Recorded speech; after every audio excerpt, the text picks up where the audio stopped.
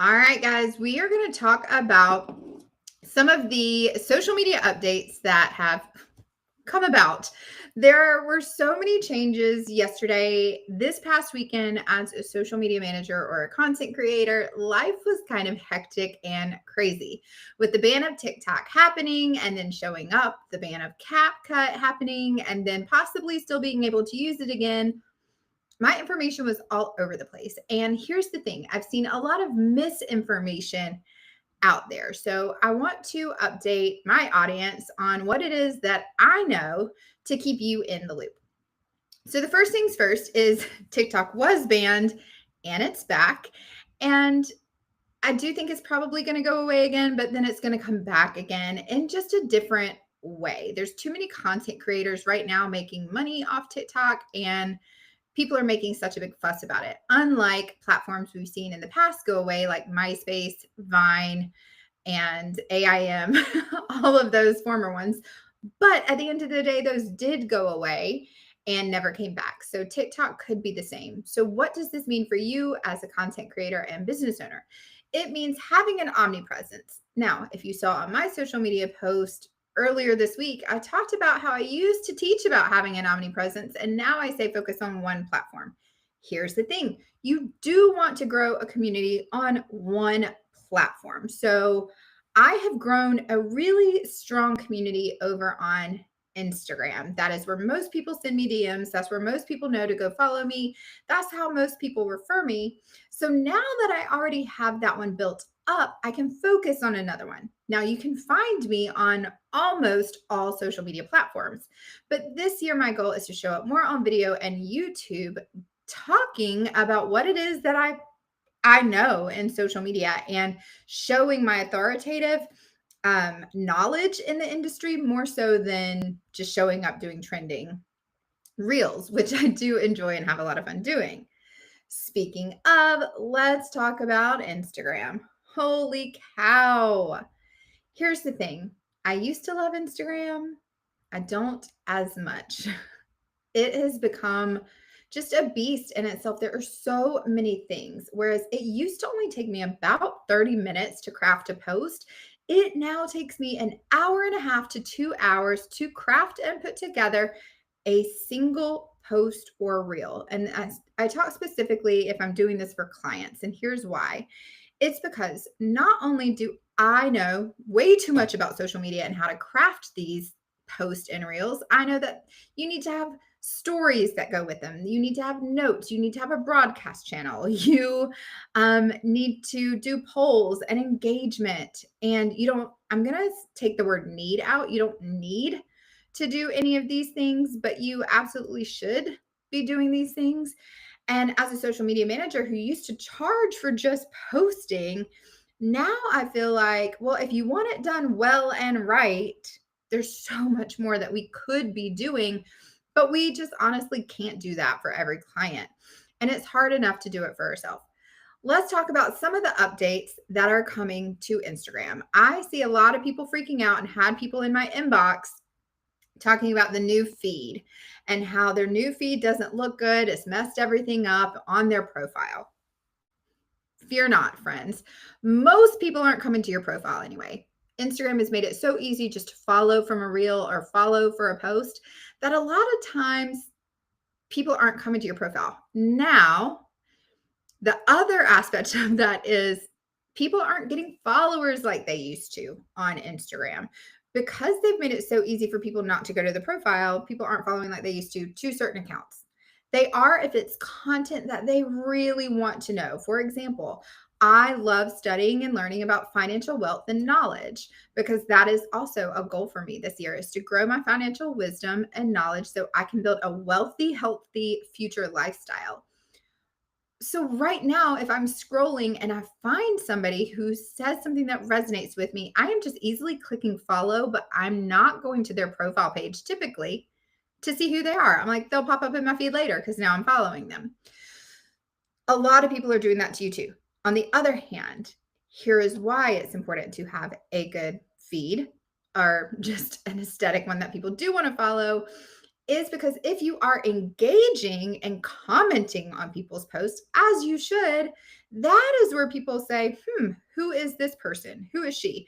There's one post or comment on a post right now for me that has over 800 likes. This is just a comment on another creator's account.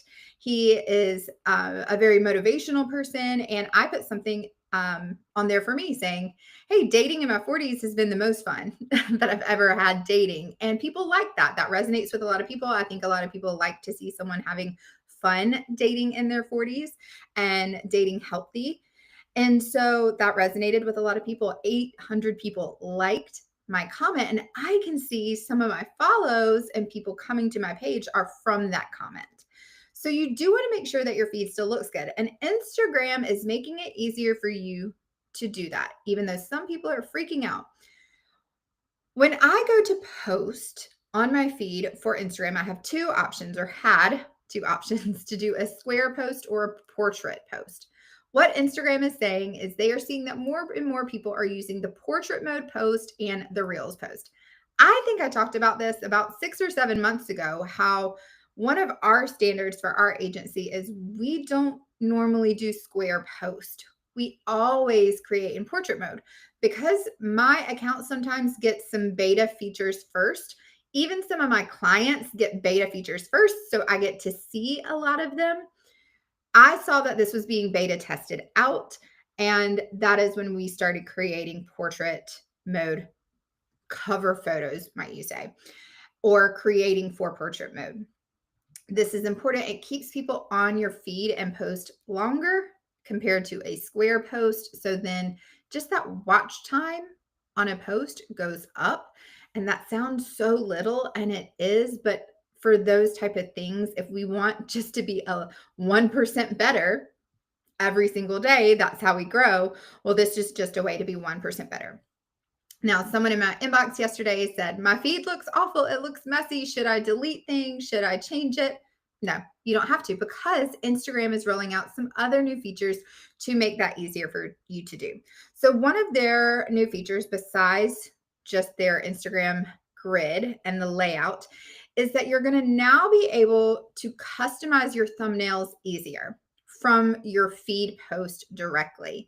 I think this is great because there are so many times that my clients will post something on their own, which is great. I highly encourage them to do that. But it doesn't necessarily go along with all the aesthetics and the look that I want it to have. So if I can easily change that cover photo, then that will be better for me. In the past, I've had to go into Canva, create something, upload it. If it was off, I would have to redesign it again, upload it, and then it still didn't look the same on the feed as it did the Reels feed, and it was just a big deal. So I'm hopeful that this will be super helpful for editing your cover photos just to make your feed look more aesthetic. And I love that Instagram has given us the option to do that. Okay, the other really cool feature that I'm excited about is we are going to be able, and this is something I've been asking them for forever, is to be able to drag and drop and play and place our post, how they are spread out and look on our feed. For example, a lot of times I'm creating content that I'm scheduling out ahead of time for myself. Most of my content right now is scheduled out for the next 2 to 3 months, but I still post when new updates come around in general. And I don't go look to see what's scheduled out. My colors are red, pink, green, and orange. And I don't like a red and a red background beside each other, or a pink and a pink. To me, that doesn't look good, or I don't want 3 in a row. I want that aesthetic to look great. Well, instead of having to change the cover photo, we're now just going to be able to rearrange the pictures on our feed, which, oh my gosh, I'm so excited about, because as somebody who's a little bit of a perfectionist when it comes to the aesthetics of Instagram, which I know are not as important anymore, I get that. But as a social media agency owner, it is important to me. That's absolutely important to me. I think what I would like to see happen is more people make it look like a puzzle. Have fun with it. For me, if I have a picture or cover photo of me up close, I don't want the one beside of it to be either of me or of me up close. It can be a full body shot or something of me further away. I used to actually teach this when I was teaching my Instagram 101 classes. I used to teach about the aesthetic feel of the feed when the aesthetics were more important. But I said there's certain angles. You don't want a bunch of close-ups of you on your feed. You also don't want a bunch far away. It's actually visually pleasing to see different angles on the feed. And even though aesthetics don't matter as much, I guarantee you the aesthetics that look good still probably get more followers only if their content is good. Angles don't matter unless you have good content, which also could be another whole topic in itself, good versus quality. And so we will talk about that in a bit. Okay, the last one about the feed, update about the feed, is they are getting rid of highlights. Honestly, I couldn't be more excited about this. At first, I wasn't sure how I felt about it.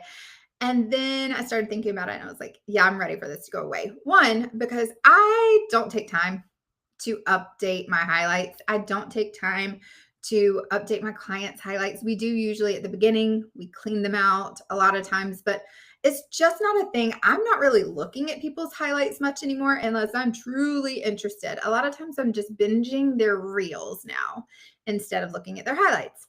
Here's what I don't want to miss out on is I have lots of highlights that are featuring my family and my nephews, some more personal posts.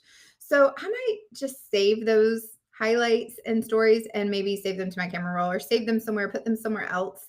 They're not relevant to my business anymore. So I need to do a deep dive clean out of that anyway, and maybe screen record some of the videos and then just save them to a drive or something. I'm not sure what I'm going to do with that, but what they're doing is they're moving your highlights now to your feed.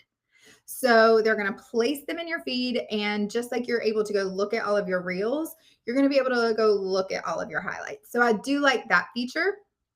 It kind of reminds me of when they had guides back in the day for your post and they got rid of guides. Again, they're changing all the time. And the last thing, the last update from Instagram, nope, not even the last. I think we're lucky if we don't get an update from Instagram daily, but this one's a big one. They are doing a CapCut clone. So I know a ton of people were up in arms about losing CapCut, me being one of them. I do love CapCut, but when it comes to technology, I'm a big pivot, go with the change person, especially having a lot of my accounts hacked and taken away. So I just have gotten used to that digital pivot.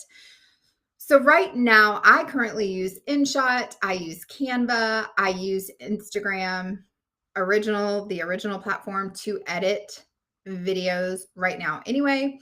And Instagram is coming out with an app called Edit, and it's not launched yet. They said it's going to launch in February, but you can go to the App Store and get on the waiting list for it.